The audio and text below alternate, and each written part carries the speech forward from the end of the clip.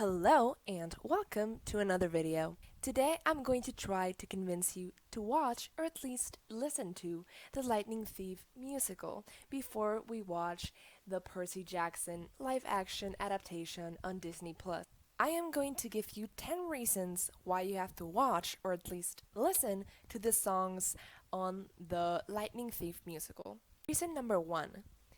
One of the biggest issues most of the fans had with the original movie adaptations is that the actors weren't age appropriate.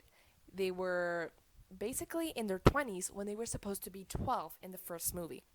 And although the characters aren't age appropriate in the show either, at least they're supposed to be in 6th grade, even though they're played by adults. Still, this isn't an issue because it's shown in a very humorous way and all the characters are still themselves. Unlike the big three in the movie, who don't act like themselves at all. I'm looking at you, Annabeth and Grover, especially. Reason number 2. The musical understands life at camp. In the song Another Terrible Day and the song that the campfire song, you can really see that whoever wrote the musical really understood what life at camp was about and how the campers themselves felt about the gods. Reason number 3. Unlike the weird Thalia cameo at the end of the second movie, the musical incorporates cameos because it knows it only has one chance to introduce all these characters you love. And so it introduces cameos such as the Hoover Dam that would only appear in book 3, and Bianca and Nico D'Angelo, who appear to Percy in the Lotus Hotel. Reason number 4 is simply that the songs are great, not only because they're super catchy, but because every main character has a song, or at least a theme in a song, that really shows you who they are as a character. Percy has Good Kid, which is essentially what Percy feels all throughout the 5 books, but especially in the first one. Annabeth has My Grand Plan, which is a perfect song for introducing Annabeth as a character.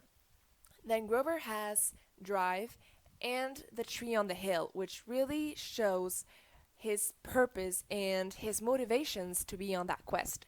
And then Luke has a reprise of Good Kid to show that he's the same as Percy, but he has so much more resentment toward the gods.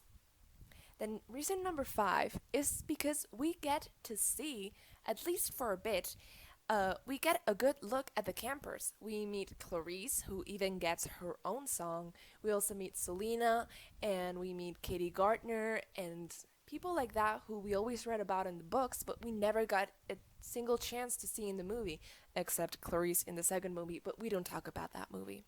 The only negative thing I have to say about this is that Charles Beckendorf would never do that to Selena. That's all I have to say about that. Reason number 6 is similar to reason number 2. It's that the musical understands the heart of the story. Its essence. It's about kids who've always had trouble fitting in and always felt like they didn't belong there or they were unsafe in the place where they were. And even though they're now at Camp Half-Blood, they still don't know their parents and feel ignored. And the musical captures this in such a lovely way, especially during the campfire scene. Reason number 7 is they got Luke right. He is so well done in the musical. His reprise to Good Kid is so good and it's such a beautiful cinematic parallel. And just the actor's voice, I feel like, fits perfectly for Luke's character. Reason number 8 is it's the right tone for the books.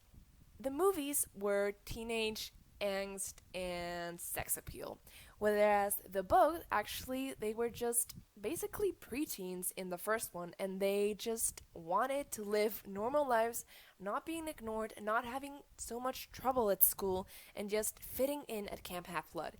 And the musical captures that feeling perfectly. Reason number 9 is because the voices are so good.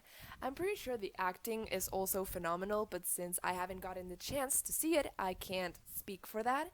But I have listened to the soundtrack several times a day. So I can tell you that it's worth listening to. It's so good. Finally, reason number 10, it's a good adaptation. Granted, it's not the book word by word, and they do skip through some stuff and change some stuff too, but it's because it's an adaptation. You have to expect that. It's a musical, so it doesn't have all the time you would need to include every single scene. Instead, I think they found a very good way to do this, and it's through the song Drive. They make it like a road trip montage, so they can establish everything in the beginning, and then they have that montage, and we see them traveling and going on all these side quests, but we don't have to spend time seeing them. And then finally, we get to the underworld, and then we slow down again. And I think that was a great way of doing it.